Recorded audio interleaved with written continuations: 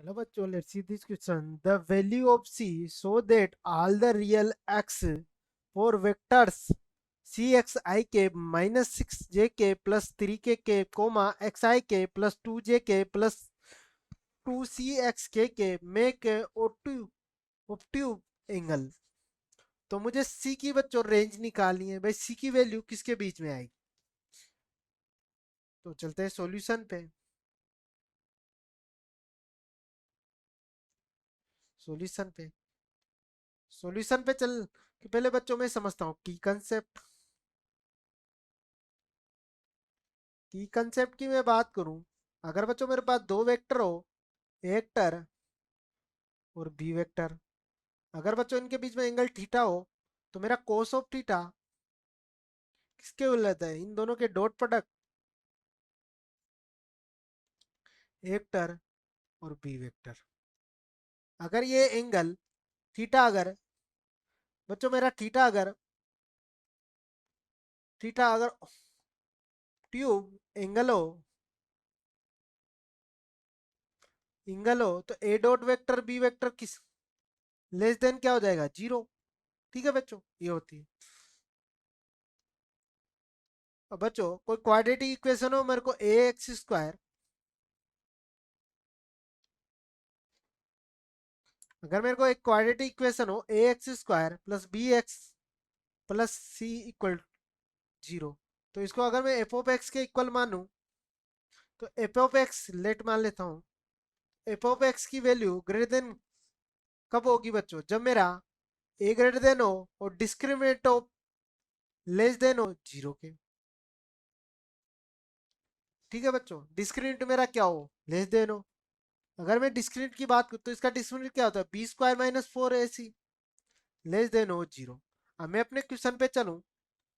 Question में मेरे को दे रखा है, दो वेक्टर दे रखे हैं बच्चों, तो और उनके बीच जो ऑप्टिकल एंगल दे रखा है, तो मैं मान लेता हूँ लेट जो मेरा पहला है उसको ए वेक्टर के इक्वल मान लेता हूँ। उसकी वैल्यू है मेरे पास सी एक्स आई के प्लस माइनस सिक्स जे के थ्री के। और बी वेक्टर को मैं मान लेता हूँ बच्चों सेकंड वेक्टर एक्स आई के प्लस टू जे के टू सी एक्स के। अब मेरे को क्या ऑप्टिकल एंगल दे, तो इन दोनों का डॉट प्रोडक्ट क्या हो जाएगा? अगर मैं A vector dot dot B vector की बात करूँ तो ये होता है A vector magnitude of B vector cos of theta less than equal to zero.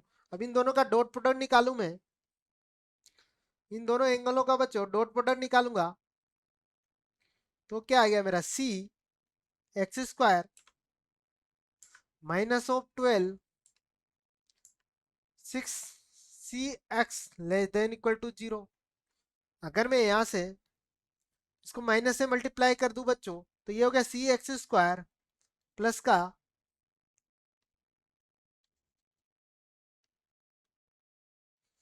C x square minus of six C x plus of 12 greater than equal to zero.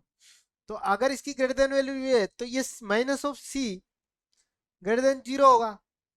एक condition तो होगा, और इसका डिस्क्रिमिनेंट लेस देन होगा। इसका discriminant की बात करूं तो फोर ए सी लेस देन जीरो। तो यहां से अगर सी को अगर मैं माइनस से मल्टीप्लाई करूं तो सी लेस देन आ गया जीरो के। एक कंडीशन तो ये आ गई मेरी यहाँ से। और यहाँ से अगर बी स्क्वायर निकालूंगा तो बी स्क्वायर तो क्या होगा? सी स्क्वायर। और इसको करूंगा तो प्लस का फोर, ए की वैल्यू क्या है? माइनस सी तो प्लस का सी, मैंने माइनस को अंदर मल्टीप्लाई, और सी की वैल्यू क्या है? 12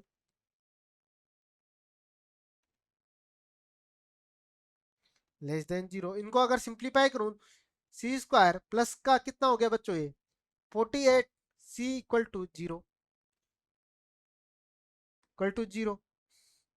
तो यहां से अगर 12 सी में लेता हूं तो सी प्लस क्या है? 3 सी प्लस का 4 इक्वल टू जीरो। अब इसकी वैल्यू मेरी बच्चों क्या है? लेस देन है जीरो से।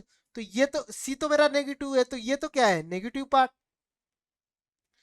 अगर बच्चों मैं इसकी बात करूं तो ये तो नेगेटिव पार्ट, और इसको क्या होना पड़ेगा? पॉजिटिव होगा, तभी तो पॉजिटिव और नेगेटिव क्या होगा? और ये क्या होगा? तो पॉजिटिव।